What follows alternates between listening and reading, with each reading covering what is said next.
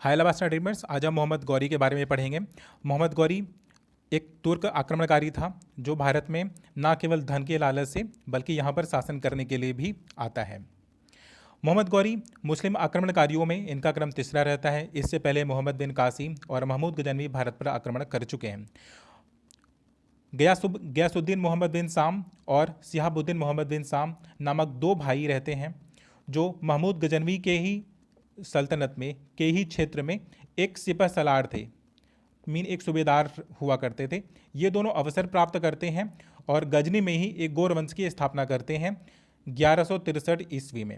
1163 ईस्वी में गयासुद्दीन मोहम्मद बिन साम ने गौर वंश की स्थापना की और अपने छोटे भाई सिहाबुद्दीन मोहम्मद बिन साम या मोहम्मद बिन गौरी को सत्ता सौंप करके खुद पश्चिम की ओर युद्ध करने चले जाते हैं। मोहम्मद बिन गौरी एक महत्वाकांक्षी शासक था। वह महमूद गजनवी के द्वारा लूटे गए धन से बहुत प्रभावित था और भारत में इतने धन, इतने राजा रजवाड़ों के शानो शौकत से बहुत प्रभावित था। वह इसे एक बार देखना चाहता था और इवन उसकी महत्वाकांक्षा तो यहाँ तक थी कि वह वहाँ पर शासन करना चाहता था। अपनी इसी महत्वाकांक्षा को पूरा करने के लिए मोहम्मद गौरी वह पूरब की ओर निकल पड़ता है अपने भाई के विपरीत। गयासुद्दीन मोहम्मद बिन साम जिसने गौर वंश की स्थापना की थी वह पश्चिम की ओर युद्ध करने चले जाते हैं और मोहम्मद गौरी ये पूर्व की ओर चले आते हैं। पूर्व की ओर आने पर जो सबसे पहला रीजन मिलता है मोहम्मद गौरी को वो है मुल्तान वाला रीजन।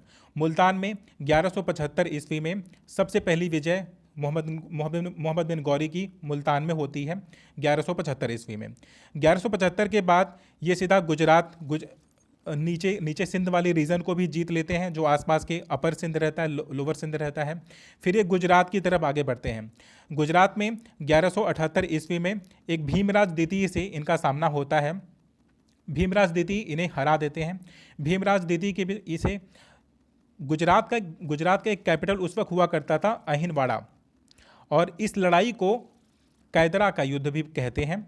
इस युद्ध में भीमदेव द्वितीय ने हरा दिया था मोहम्मद बिन गौरी को। मोहम्मद गौरी का विजय रथ यहीं पर रुक जाता है। वह नीचे की ओर नहीं खुद का विस्तार कर पाते हैं। जैसा कि मानचित्र में आप देख सकते हो कि गुजरात में हारने के पश्चात अब ये नीचे नहीं जाएंगे, मीन्स साउथ में नहीं जाएंगे, अब ये जाएंगे हमारे ईस्टर्न साइड पर। 1179 में फिर ये पेशावर को जीतते हैं। 1186 में लाहौर को जीतते हैं।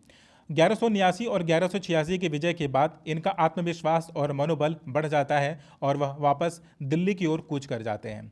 दिल्ली में उस वक्त पृथ्वीराज चौहान शासन किया करते थे, तो पृथ्वीराज चौहान को राजपूतों का बड़ा अच्छा सपोर्ट उस वक्त प्राप्त था। उन एक बहुत शक्तिशाली शासक थे। तो तराइन के युद्ध में 1191 ईस्वी में पृथ्वीराज चौहान और मोहम्मद गौरी के बीच में लड़ाई स्टार्ट हो जाती है। पृथ्वीराज चौहान मोहम्मद गौरी को हरा देते हैं और मोहम्मद गौरी अपनी जान बचा करके वहाँ से भाग जाता है। मोहम्मद गौरी के हारने के पश्चात जो मुस्लिम आक्रमणकारी थे, जो उनकी सेनाएं थी, उनका मनोबल टूट जाता है। किंतु 1192 की लड़ाई में वह मोहम्मद गौरी अपने आसपास के जितने तुर्कीज थे, अफगानीज थे और पर्सियन थे उनको रिक्रूट करता है और अपनी एक बड़ी विशाल सेना फिर से बनाता है 1,20,000 के आसपास की, और वह वापस से चढ़ाई करने के लिए एक हिम्मत जुटाता है।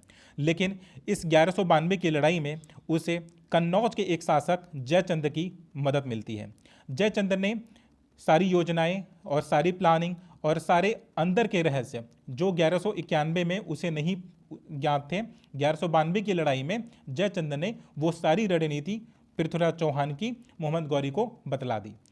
मोहम्मद गौरी का आत्मविश्वास और बढ़ जाता है। वो अपने सोल्जरों को यह विश्वास दिलाता है कि इस बार की योजना या इस बार की रणनीति पहले से और बेहतर है। तो मुस्लिम आक्रमणकारी या मुस्लिम सेनाओं में एक विश्वास जग जाता है कि वो विजय कर सकते हैं। और 1192 में पृथ्वीराज चौहान और मोहम्मद गौरी के बीच में फिर से लड़ाई शुरू हो जाती है, जिसे तराइन का द्वितीय युद्ध भी कहते हैं। तराइन का प्रथम युद्ध पृथ्वीराज चौहान और मोहम्मद गौरी के बीच में होता है। मोहम्मद गौरी पराजित होता है और दूसरा युद्ध तराइन का द्वितीय युद्ध 1192 में पृथ्वीराज चौहान और मोहम्मद गौरी के बीच में होता है।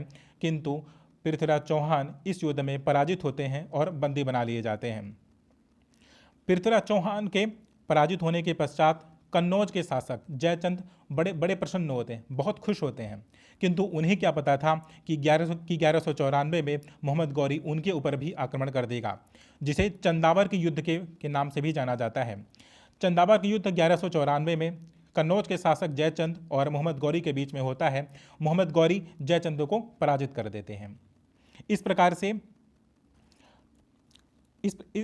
से मोहम्मद गौरी 1175 में मुल्तान, 1178, 1179, 1186 में के विजय के पश्चात सिर्फ 2 पराजय के पश्चात वह ऑलमोस्ट बनारस तक का क्षेत्र मोहम्मद गौरी के अधिकार क्षेत्र में आ जाता है। 1194 की लड़ाई में मोहम्मद गौरी का एक गुलाम था कुतुबुद्दीन ऐबक। कुतुबुद्दीन ऐबक ने बड़ी बहादुरी से बहुत वीरतापूर्वक 1194 की लड़ाई में मोहम्मद गौरी का साथ दिया था। मोहम्मद गौरी बहुत प्रभावित होता है इससे और अपने इस गुलाम को, चूँकि उस वक्त तुर्कों में गुलाम को बेटे के समान माना जाता था, तो उसको अपना विजित क्षेत्र उसे दे करके वह वापस अपने गौर वंश की ओर या अपने गौर क्षेत्र की ओर वापस चला जाता है। 1194-95 के आसपास जैसे ही कुतुबुद्दीन ऐबक को अपना यह स्थान प्राप्त होता है, वह सबसे पहले जो गुजरात में, बुंदेलखंड में, बंगाल और बिहार, यहाँ पर इन्वेजन स्टार्ट करता है। गुजरात में भीमदेव द्वितीय, जिसने मोहम्मद गौरी को हरा दिया था, फिर जब जाते हैं कुतुबुद्दीन ऐबक, वो उनको हराते हैं, बुंदेलखंड को जीतते हैं। और मोहम्मद गौरी का ही एक गुलाम था मोहम्मद बिन बख्तियार खिलजी। जिस वक्त कुतुबुद्दीन ऐबक भारत के पश्चिमी छोर पर अपने विजय की पताका लहरा रहे थे, उस वक्त मोहम्मद गौरी का एक और गुलाम मोहम्मद बख्तियार खिलजी 1197 में बिहार, बंगाल और उसके हिमालय के क्षेत्र को जीतने का प्रयास कर रहा था। 1197 ईस्वी में बिहार में बख्तियार खिलजी आक्रमण करते हैं और नालंदा और विक्रमशिला जो विश्वविद्यालय थे उसे नष्ट कर देते हैं। वहाँ की लाइब्रेरी में आग लगा देते हैं और ऐसा कहा जाता है कि नालंदा और विक्रमशिला की लाइब्रेरी में आग लगाने के पश्चात 1 महीने तक वहाँ से धुआं निकलता रहता है। इसका मतलब वहाँ पे काफ़ी ग्रंथ थे जिसमें बख्तियार खिलजी ने आग लगा दी। बख्तियार खिलजी एक मुस्लिम या इस्लामिस्ट धर्म को मानने वाला व्यक्ति था, इसलिए वह बुद्धिज़्म या हिंदू रिलीजन को उस वक्त नहीं मानता था। जबकि बिहार में उस वक्त बुद्धिज़्म का बहुत बड़ा क्रेज़ था। नालंदा में और विक्रमशिला में बुद्धिज़्म धर्म के बारे में ही तो पढ़ाया जाता था, उस वक्त आज के जैसा विषय नहीं हुआ करता था। इसे इन्वेट करने के पश्चात वह बंगाल की ओर आगे बढ़ता है और उसकी महत्वाकांक्षा तो इतनी थी कि वह हिमालय के तराइन क्षेत्रों में भी, पूर्वोत्तर क्षेत्रों में भी विजय प्राप्त करना चाहता था, किंतु उसकी सेना उसका साथ नहीं देती है और वह थक हार करके चूर हो जाता है और उसे उतने से ही संतोष करना पड़ता है।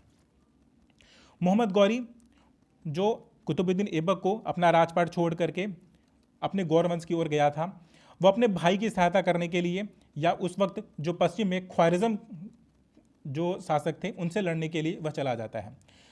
ख्वारिज़्म को हराने के लिए उस पर चढ़ाई तो करता है, किंतु वह पराजित हो जाता है। और जब वह गौरवंश को छोड़ करके जा रहा था तो उस वक्त अपने एक गुलाम को, जिसे ताजुद्दीन इल्दौज कहते हैं, उसको वहाँ का शासक बना करके गया था। किंतु जब ख्वारिज़्म के शासकों ने मोहम्मद गौरी को हरा दिया तो मोहम्मद गौरी अपनी जान बचा करके वहाँ से भागा और वापस अपने वतन गौर क्षेत्र में आने का प्रयास कर रहा था। किंतु ताजुद्दीन इल्दौज अपने मास्टर को, मीर मोहम्मद गौरी को धोखा देते हैं और अपनी सीमाओं को सील कर देते हैं। तो मोहम्मद गौरी को इस धोखे का पता चलता है तो अपनी जान बचा करके वापस कहाँ जाएगा, अपने वफादार कुतुबुद्दीन ऐबक के पास आता है और 1206 ईस्वी में। किंतु जब वे वहाँ से ठीक होकर के वापस अफगानिस्तान की ओर जा रहे थे तभी खोखरों ने इनकी हत्या कर दी। इस प्रकार से मोहम्मद बिन गौरी 1195 में जो सबसे प्रथम लड़ाई मुल्तान में लड़ते हैं और 1206 ईस्वी में जब वो वापस जा रहे थे यहाँ से दिल्ली से अफ़गानिस्तान की ओर, तो रास्ते में खोखरों के द्वारा उनकी हत्या कर दी जाती है और इस प्रकार से मोहम्मद गौरी का अंत हो जाता है। और 1206 ईस्वी से कुतुबुद्दीन ऐबक भारत में तुर्की साम्राज्य की स्थापना करेंगे और दिल्ली सल्तनत यहीं से प्रारंभ होगा। आगे हम दिल्ली सल्तनत के एक एक शासकों के बारे में, एक एक डायनेस्टी के बारे में पढ़ेंगे। बस यहीं पर मोहम्मद गौरी का शासन या मोहम्मद गौरी का आक्रमण यहीं पर समाप्त होता है। मोहम्मद गौरी का एक और कृत्य था जो प्रशंसनीय या कुछ भी कह सकते हैं कि मोहम्मद गौरी यहाँ पर आने के पश्चात सिक्कों पर एक तरफ लक्ष्मी जी की आकृति और एक तरफ अरबी में अपना कुरान या अपनी बातों को लिखवाया हुआ था। उनके सिक्कों में ऐसा प्रमाण मिलता है। Thank you so much.